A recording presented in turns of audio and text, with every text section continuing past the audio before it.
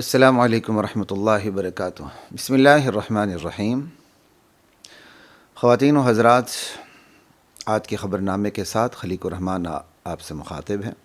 آج ہفتے کا دن ہے 27 رجب المرجب 1447 ہجری اور 17 جنوری 2026۔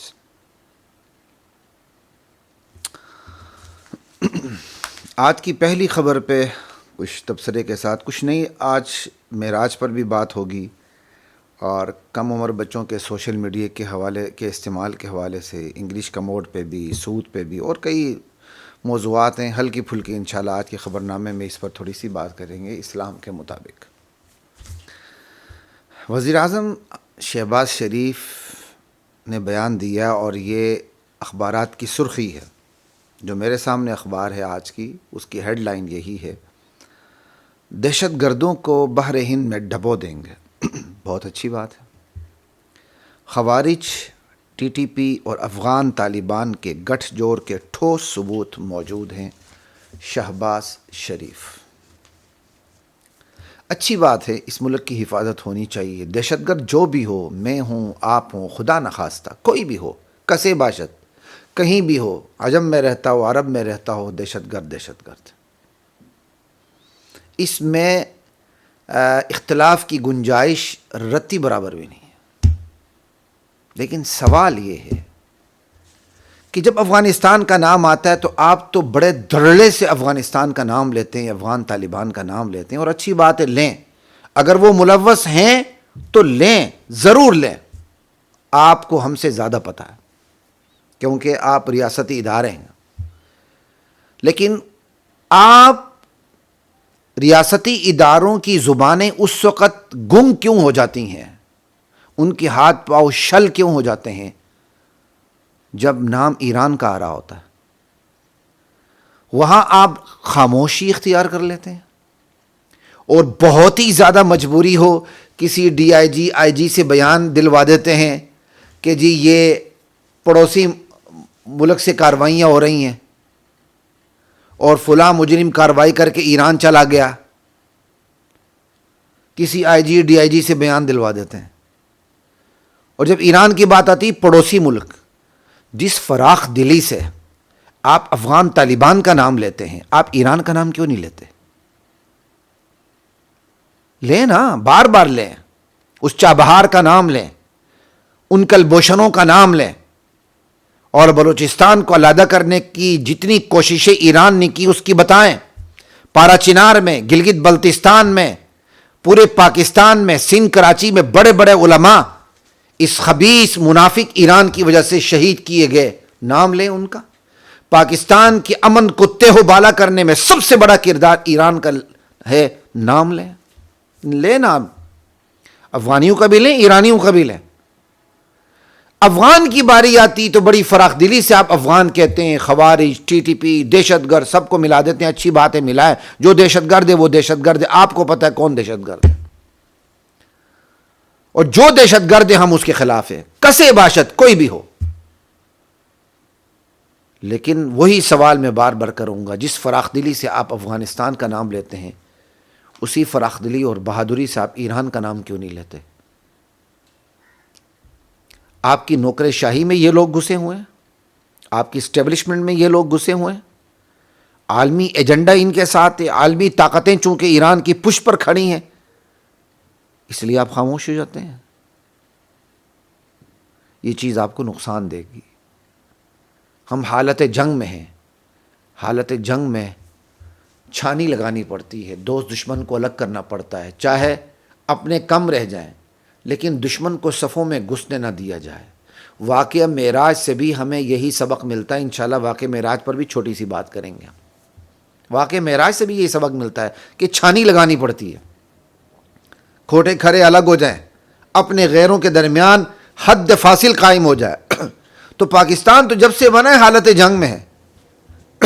چھانی لگانے کی بجائے، حد فاصل قائم کرنے کی بجائے، اپنوں اور غیروں کو الگ کرنے کی بجائے، آپ جب آنکھ بند کریں گے ان لوگوں کے بارے میں جو پاکستان میں تسلسل کے ساتھ پراکسی وار کھیل رہے ہیں، جو پاکستان کے امن کو تہو بالا کر رہے ہیں، جو کلبوشنوں کی پرورش کر رہے ہیں، آپ ان کا نام نہیں لیں گے تو پاکستان میں اللہ وحدہ لا شریک لہ کی قسم لکھ لیں سینے کی تختی پر، قیامت تک امن نہیں آ سکتا. یہ ٹوٹ سکتا ہے، امن نہیں آ سکتا. اگر آپ نے اپنی پالیسی وہی رکھی جو ہے کہ دشمنوں کا نام نہیں لینا. دشمنوں کا نام لے، دشمنوں کو الگ کریں، اپنی صفوں سے ان کو الگ کریں، چھانٹ ماریں ان کو. اللہ اکبر. تو اس خبر میں تو اتنا ہی تبصرہ کافی ہے. اگلی خبر کی طرف چلتے ہیں.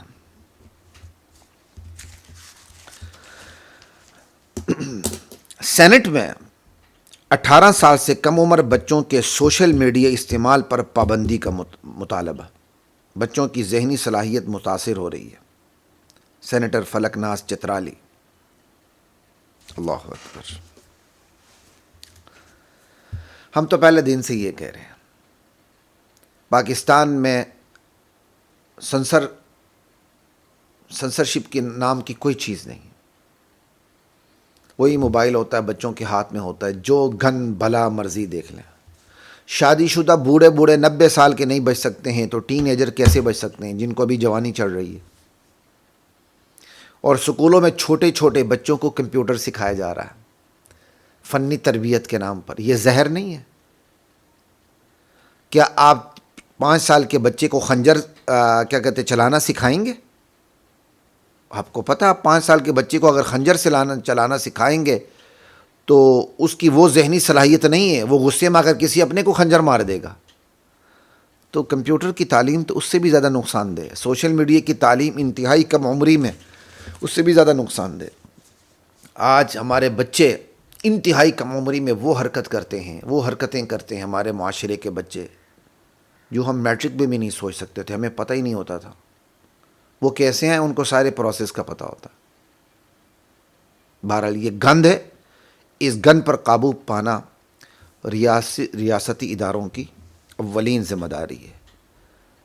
جب پانی سر سے اوپر ہو جائے تو پھر ہر ایک کو احساس ہوتا ہے، اس وقت احساس کا کوئی فائدہ نہیں. جیسے آج کل دنیا میں جنہوں نے فیملی پلاننگ کی تھی ان کو احساس ہو رہا ہے کہ ہمیں فیملی پلاننگ نہیں کرنی چاہیے. ترک صدر نے بھی کہا کم سے کم 3 بچے ہونے چاہیے. یعنی جن ممالک نے فیملی پلاننگ کی تھی آج وہ آبادی کے بحران سے دوچار ہیں. اور یہاں علماء کے آپ جوتے ٹھیک کریں جنہوں نے اس خاندانی منصوبہ بندی کی مخالفت کر کے وہ ماحول پیدا کر دیے کہ پاکستان میں ریسورس پرسن کی تعداد سب سے زیادہ ہے، نوجوانوں کی تعداد سب سے زیادہ.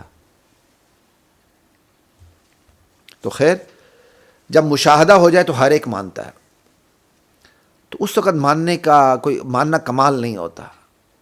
کمال اطاعت یہ ہے اللہ کے حکم پر سر تسلیم خم ہو جائے.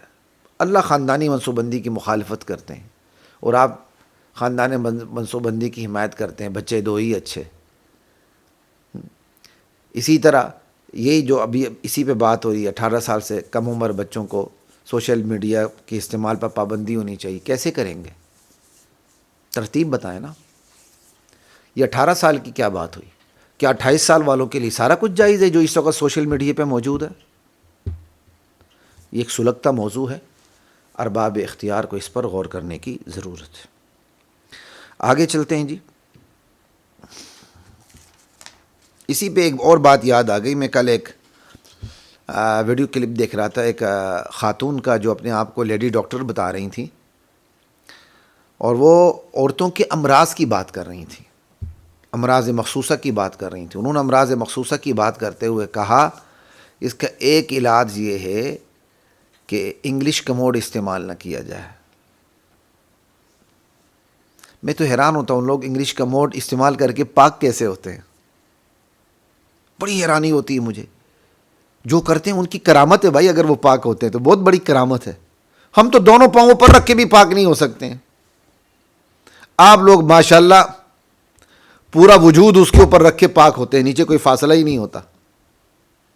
انا للہ و انا الیہ راجعون. اب آ رہی نا بیماریاں سامنے. اب خاتون ڈاکٹر بھی کہہ رہی کہ انگلش کموڈ استعمال نہ کریں. احتیاطی تدابیر میں سے خواتین کو بتا رہی کہ خواتین اپنے مخصوص امراض سے بچنے کے لیے انگلش کموڈ کے استعمال سے بچیں، تو کیا پھر مردوں کو نہیں بچنا چاہیے؟ اسلام اسلام ہے، آئیں اسلام کی طرف۔ فَأَيْنَ تَذْهَبُونَ، اسلام کو چھوڑ کے تم کہاں جا رہے ہو؟ اسلام کو چھوڑ کے تم جتنا بدکو گے اتنے خرابے میں رہو گے، اتنے نقصان میں رہو گے، سر پٹ کھاؤ گے، لیکن تمہیں سکون نہیں ملے گا۔ سکون، اطمینان، چین، صحت، ایمان صرف اللہ کی شریعت میں۔ اللہ اکبر کبیرہ۔ آگے چلتے ہیں جی، ایران کی طرف چلتے ہیں۔ ایران پہ ہم نے مستقل پروگرام کرنا تھا لیکن ابھی تک ہم نہیں کر سکے۔ ہمارا میڈیا کہہ رہا ہے کہ میڈیا کہہ رہا ہے، یہ ذرا غور کیجیے گا، ایران میں احتجاجی مظاہرے ماند پڑ گئے، ہزاروں گرفتاریاں، سخت سیکیورٹیز۔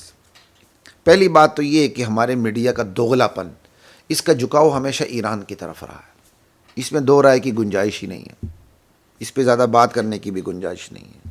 اور دوسری بات، ہماری جو عالمی طاقتیں ہیں وہ بھی دوغلے پن کا شکار ہیں، ان میں اس حوالے سے دوغلا پن نہیں ہے، وہ کفر ہے، ڈنکے کے چوٹ پر وہ اپنے کفر کا اعلان بھی کرتے ہیں اور کفر کی امپلیمنٹ کرنے کی بھی کوششیں جاری رکھتے ہیں عالم اسلام کے اوپر بھی۔ لیکن دوغلا پن اس حساب سے ہے کہ عالم اسلام کے اندر جن کی کفری عقائد ہوتے ہیں ان کو وہ مسلمان گردان کے ان کی کیا کہتے ہیں، بظاہر ان کی مخالفت کرتے ہیں، وچوں ان سے تعلقات رکھتے ہیں۔ اس میں سر فہرست ایران ہے۔ لوگ یہ سمجھتے ہیں ایران کی اسرائیل سے دشمنی، ایران کے امریکہ سے دشمنی ہے، در پردہ سب سے زیادہ تعلقات ایران کے اسرائیل کے ساتھ، امریکہ کے ساتھ ہیں۔ ایران عراق جنگ کے اندر ایران نے تمام تر اسلحہ اور تمام تر معاونت اسرائیل سے لی تھی، یہ بات تو اب ثابت ہے۔ اللہ اکبر۔ تو اب یہ جو ایران میں جو کوئی مظاہرے ہو رہے ہیں، ہمیں ایران سے کوئی ہمدردی نہ ہے، نہ ہوگی، نہ ہونی چاہیے۔ وہی ایران جس نے کلبھوشن کو پالا، ہمارے اندر کوئی اس کے لیے ہمدردی ہو؟ وہی ایران جہاں خمینی انقلاب برپا ہونے کے بعد پورے عالم اسلام کا امن تہوبالا کر دیا گیا، وہی ایران جس میں یہ طاقتیں اسلامی انقلاب کے نام پر مغربی قوتیں خود لائی تھیں تاکہ عالم اسلام کو ٹوٹے کیا جائے، اور وہ اس مقصد میں کامیاب نہیں۔ عربوں کو ایران سے ڈراتے رہے تاکہ وہ اسرائیل کی طرف متوجہ ہی نہ ہو سکے۔ کفری طاقتوں نے دو بڑی طاقتیں رکھی ہوئی ہیں، دو بڑے ملک رکھے ہوئے ہیں، ایک اعلانیہ مسلمانوں کی مخالفت کرتا ہے، ایک خفیہ طور پر اندر سے کھوکھلا کرتا ہے۔ اعلانیہ اسرائیل ہے، خفیہ ایران ہے۔ یہ جو آج حماس نے ایران کے کہنے پر جو اسرائیل پہ حملہ کیا، پھر غزہ کے اندر جو کچھ ہوا آپ کے سامنے ہے، ایران پیچھے ہٹ گیا، سلمان ہانی کو بھی مروایا، حلہ شہری دے کے حماس کو آگے کیا، خود پیچھے ہٹ گیا، غزہ کا کیا حشر نشر کر دیا۔ یہ کیسا سلگتا ہوا موضوع ہے، اس پر ہم بات کریں تو لوگ ہمیں گالیاں دیتے ہیں۔ دو دیسی میزائل مارنے کے بعد لاکھوں افراد کو شہید کروانا، یہ حکمت عملی ہے؟ غزے کو مکمل طور پر تباہ کر دینا، یہ کوئی حکمت عملی ہے کروا دینا؟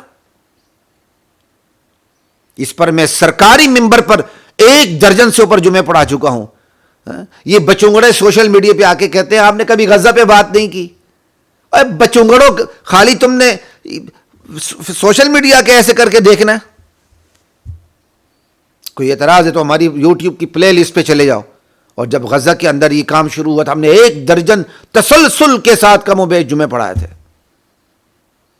اور اس ماحول میں جہاں پوری خلقت حماس کے ساتھ کھڑی تھی، ہم کسی اور بیانی پہ کھڑے تھے کہ یہ کام ہونا ہی نہیں چاہیے تھا۔ ہم اسی وقت کہہ رہے تھے کہ ایران غلط ہے، ایران تو پیچھے ہٹ گیا۔ بہرحال بات یہ ہو رہی تھی کہ عالمی اب یہ مظاہرے تھم گئے، یہ ہو گیا، فلاں ہو گیا، ٹمکانا ہو گیا۔ بات یہ ہے کہ امریکہ، اسرائیل جس کی بھی ایران سے مخالفت ہوگی تو وہ مذہبی بنیادوں پر نہیں ہوگی، سیاسی مفادات کی بنیادوں پہ ہوگی۔ بھائی جن مفادات کی تکمیل کے لیے ایران کو لایا گیا، اگر وہ ان مفادات کی تکمیل نہیں کرے گا تو قوتیں اس کی مخالف تو ہوں گی،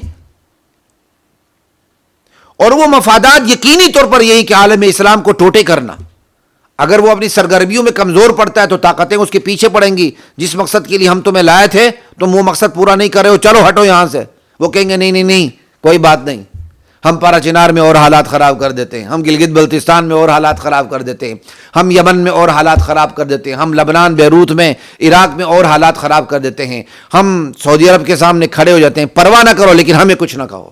جناب یہ گیم ہے, اور یہ گیم ہمارے جاہل ان پڑھ بے شعور مسلمانوں کو سمجھ ہی نہیں آ رہی.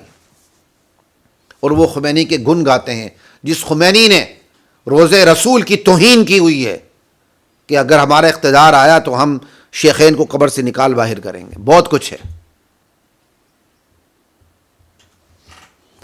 آج اگر ایران کی مخالفت مغربی قوتیں کسی سطح پر کرتی ہیں یا کریں گی, وہ صرف اس بنیاد پر کریں گے کہ ان مغربی قوتوں کے مفادات کی تکمیل ایران کو ہاتھوں کم پڑ رہی ہے.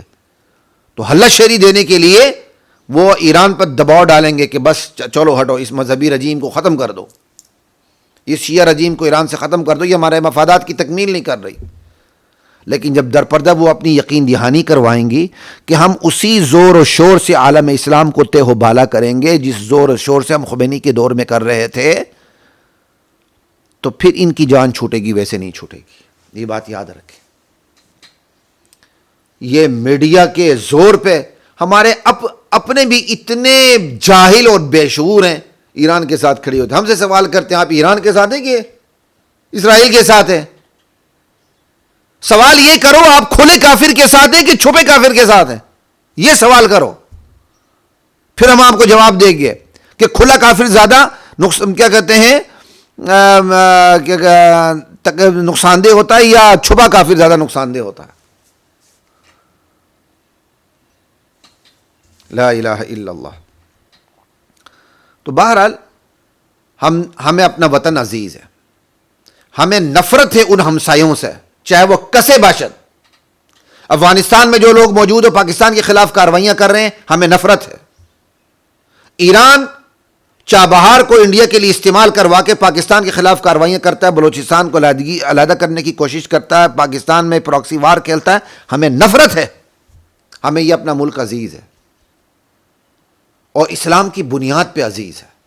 سب سے پہلے اسلام, پھر پاکستان. اسلام ہے تو پاکستان ہے, اسلام نہیں تو پاکستان نہیں ہے. سب سے پہلے پاکستان نہیں, سب سے پہلے اسلام. ہمیں پاکستان سے محبت بھی اسلام کی وجہ سے اور اسلام کی بنیاد پر ہے. اور ہمیں پاکستان سے محبت جو پاکستان کی طرف میلی نگاہ سے دیکھتا ہے, ہمیں اس لیے نفرت ہے کہ پاکستان عالم اسلام کا مرکز قلعہ ہے. اب اس پر بھی لوگ ہمیں گالیاں دیں گے, آپ پاکستان کو کیا کہہ رہے ہو, اتنا بڑا بنا رہے ہو. ہاں جی, ہم افراد کی بات نہیں کرتے, ہم شعبوں اور اداروں کی بات کرتے ہیں. فرض سے آپ اختلاف کر سکتے ہیں, لیکن ادارہ من حیث الادارہ, ہم اداروں کے ادارے ہمارے, ہم اداروں کی مخالفت کبھی نہیں کریں گے. جس نے اپنا بیانیہ ایجاد کرنا ہے وہ ہمیں نہ گھسیٹے, گالیاں جتنی مرضی دے, کوئی پرواہ نہیں ہے. ہم کوئی وہ صورتحال پیدا کرنے کے لیے تیار نہیں جس کی وجہ سے صورتحال مزید خراب ہو. ہم اپنی فوج سے جنگ کریں, یہ کیسے ہو سکتا ہے؟ ہم اپنی افواج کے سامنے آ جائیں, یہ کیسے ہو سکتا ہے؟ اسی افواج میں ہمارے چھوٹے ہیں, ہمارے بڑے ہیں, ہمارے برابر کے لوگ ہیں, ہمارے بھائی ہیں, ہمارا خون ہے. یہ فوج اسلام کی فوج ہے. ہاں پالیسیوں سے آپ اختلاف کر سکتے ہیں, کوئی فرق نہیں پڑتا, لیکن وہ بھی ایک دائرہ کار ہوتا ہے. یہ نہیں کہ آپ ملک دشمنی کی حد تک پہنچ جائے, اس کی کوئی اجازت نہیں دی جا سکتی.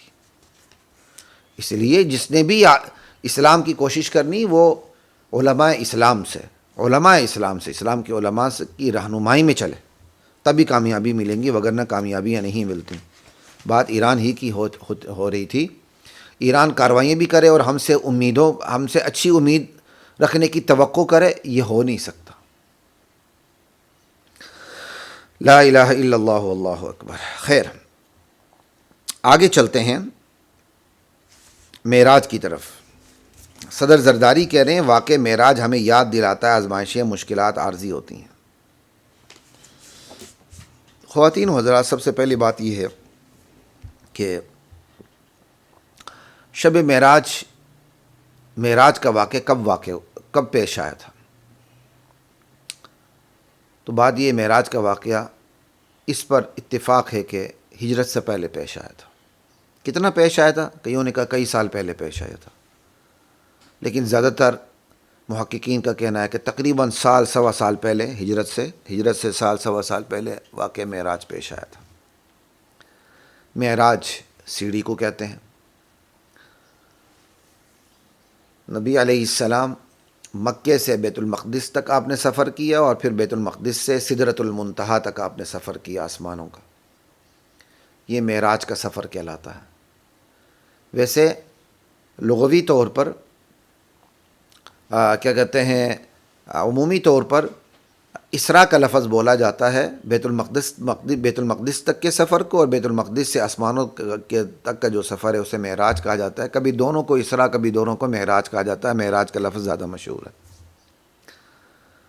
اور یہ سورہ بنی اسرائیل سبحان الذی اسریٰ بعبدہ، باقی بیان کرو اس اللہ کی جو اپنے بندے کو لے گیا رات کے تھوڑے سے حصے میں مسجد حرام سے مسجد اقصیٰ تک۔ یہاں پہلے سفر کا ذکر ہے، اسراء کا، اسرا، ٹھیک ہے، اور اگلے سفر کا ذکر سورہ نجم کے اندر ہے۔ وَلَقَدْ رَآهُ نَزْلَةً أُخْرَى عِنْدَ سِدْرَةِ الْمُنْتَهَى عِنْدَهَا جَنَّةُ الْمَأْوَى إِذْ يَغْشَى السِّدْرَةَ مَا يَغْشَى مَا زَاغَ الْبَصَرُ وَمَا طَغَى لَقَدْ رَآ مِنْ آيَاتِ رَبِّهِ الْكُبْرَى۔ یہ معراج کا سفر ہے، اور یہ کیوں ہوا؟ اللہ نے کس کو کروایا سفر؟ اپنے بندے کو، محمد الرسول اللہ کو۔ محمد الرسول اللہ مقام عبدیت پر فائز ہے، الوہیت پر نہیں، کہ بعبدی، اور بندے کا سب سے بڑا مقام عبدیت کے مقام پر فائز ہونا ہے، اور امام الانبیاء مقام عبدیت پر فائز تھے۔ اسریٰ بعبدہ لیلا من المسجد الحرام الی المسجد الاقصی، اور عبد روح اور جسد دونوں کو کہتے ہیں۔ تو یہ جو سفر ہوا ہے روح مع الجسد ہوا ہے، جسمانی سفر ہے، روح کے ساتھ سفر ہے، خواب میں نہیں بیداری میں ہوا ہے۔ تفصیل کا موقع نہیں، یہاں صرف تھوڑی سی بات کرنی ہے، ٹھیک ہے۔ کم و بیش 30 صحابہ سے سفر معراج کی احادیث منقول ہے، اور جو رؤیا کا لفظ ہے جس طرح خواب کے لیے بولا جاتا ہے، اسی طرح حقیقی آنکھوں سے دیکھنے کے لیے بھی بولا جاتا ہے۔ لا الہ الا اللہ۔ خواب میں دیکھنا اور حقیقی آنکھوں سے دیکھنا ہے، رؤیا دونوں کے لیے۔ محققین نے رؤیا کا لفظ دونوں کے لیے استعمال کیا۔ خیر ایک اشارہ تھا علمی، وہ میں نے کر دی ہے، سمجھنے والے سمجھ جائیں گے۔ یہاں اس وقت تفصیل کا موقع نہیں، یہاں تھوڑی بہت بات کرنی ہے۔ اب جو معراج کا واقعہ ہے خواتین و حضرات، یہاں ایک ادھ بات کرنی ہے۔ ایک بات یہ ہے کہ معراج کی تاریخ متعین نہیں ہے، مہینہ ہی متعین نہیں ہے، سال ہی متعین نہیں ہے۔ موسٹ پروبیبلی کہا گیا ہے کہ تقریباً سال سوا سال ہجرت سے پہلے پیش آیا۔ کئیوں نے کہا کئی سال پہلے پیش آیا، تو سال بھی متعین نہیں۔ مہینہ کون سا تھا؟ کسی نے کہا ربیع الاول، مہینہ بھی متعین نہیں ہے۔ اور ایک بڑی تعداد چلی گئی رجب کی طرف۔ رجب میں بھی اختلاف ہے، رجب میں کیا کہتے ہیں، بعضوں نے کہا جی 27 رجب، 27 رجب کو یقینی نہیں ہے، رجب ہی یقینی نہیں تو 27 رجب کیسے یقینی ہو سکتا ہے؟ مجھے تو آج شام پتہ چلا، جب کسی نے فتویٰ پوچھا تو پتہ چلا کہ بھائی آج واقعی 27 رجب ہے۔ لوگوں نے 27 رجب کی شب کو شب عبادت سمجھ لی ہے، تو اپنی غلط فہمی دور کر لیں۔ یہ عام راتوں کی طرح ایک رات ہے، یہ خاص طور پر کوئی ایسی شب عبادت نہیں ہے کہ جس میں عبادت کرنے کا زیادہ ثواب ملے۔ اگر عبادت کرنے کا زیادہ ثواب ملے اس نیت سے اگر آپ شب معراج میں عبادت کریں گے تو یہ عبادت بدعت ہوگی، وہ گناہ کبیرہ ہوگا، بجائے ثواب ملنے کے گناہ ہوگا۔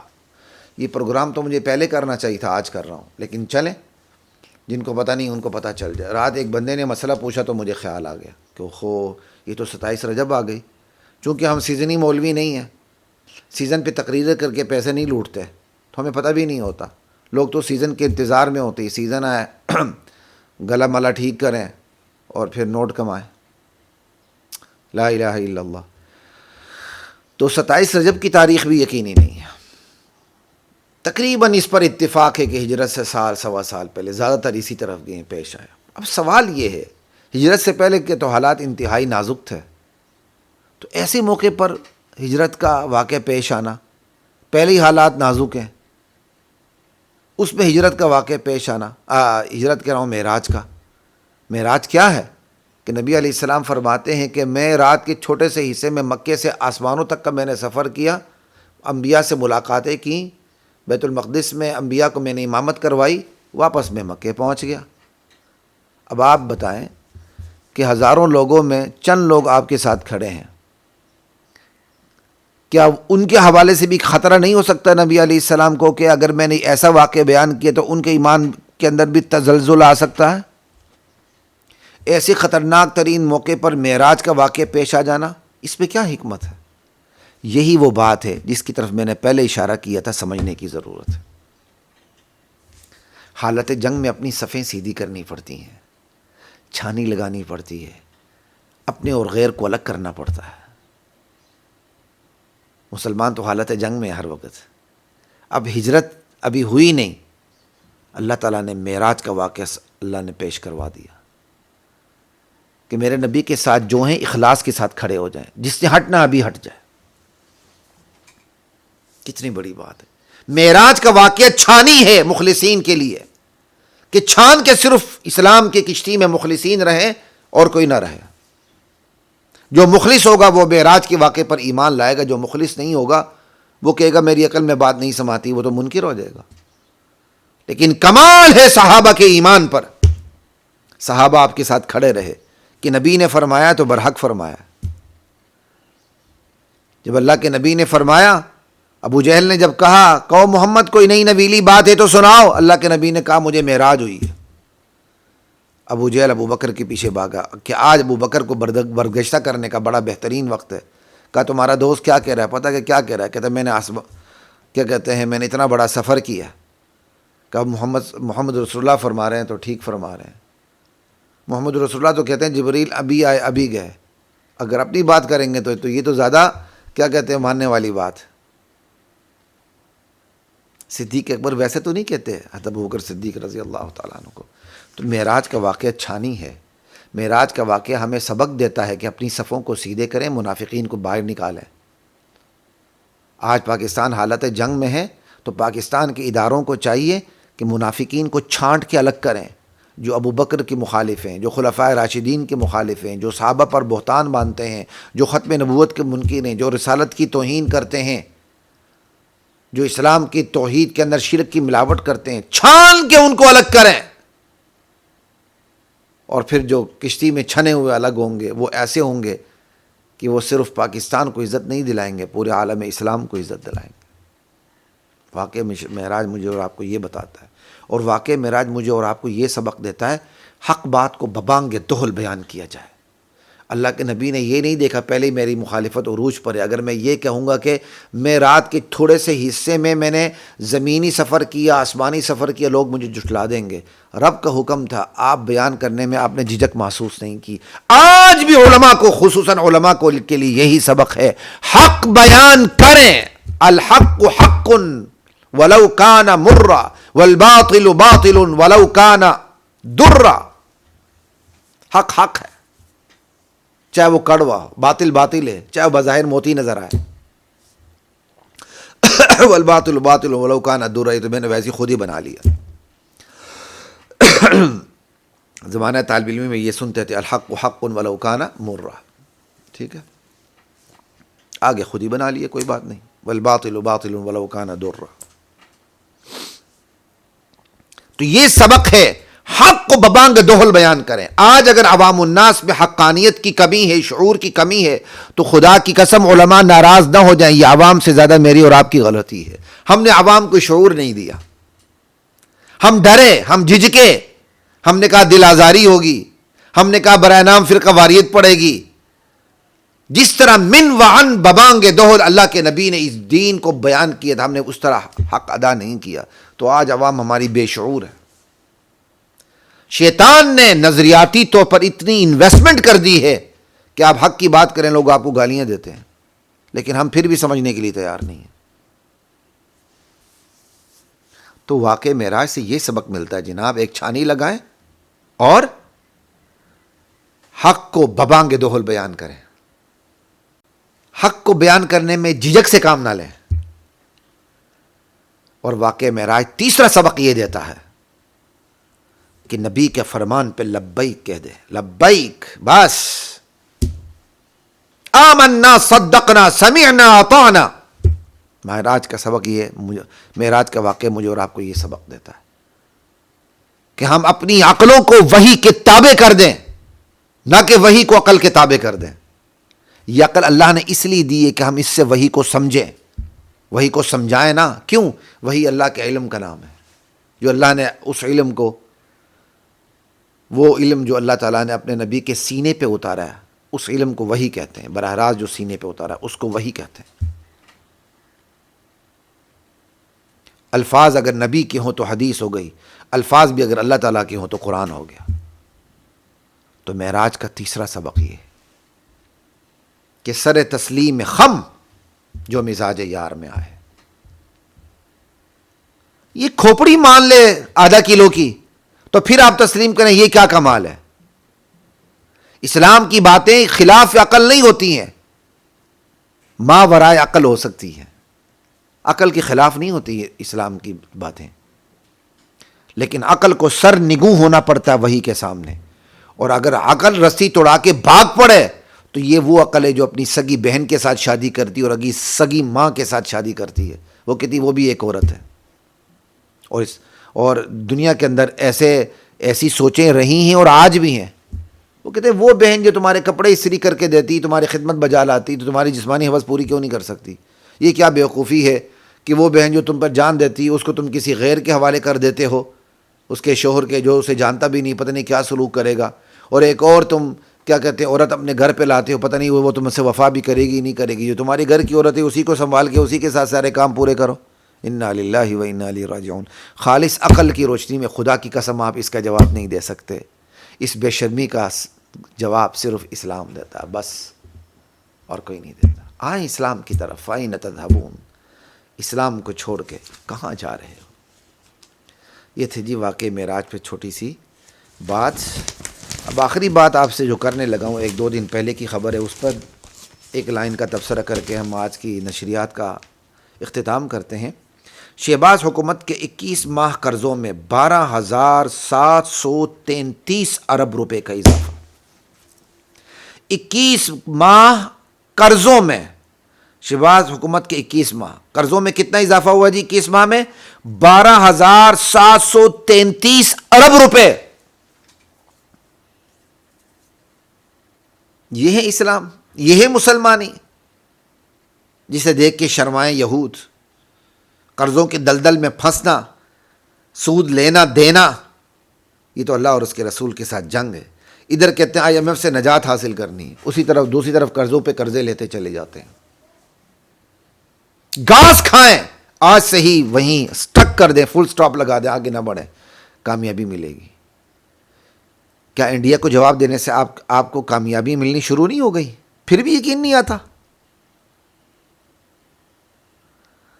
لیٹنے سے کامیابی نہیں ملتی، اسلام کے اصول پر ڈٹ جانے سے کامیابی ملتی۔ انشاءاللہ اس پر بھی کبھی بات کریں گے، اللہ تعالیٰ نے جی چاہا، اللہ تعالیٰ نے چاہا تو انشاءاللہ ضرور بات ہوگی۔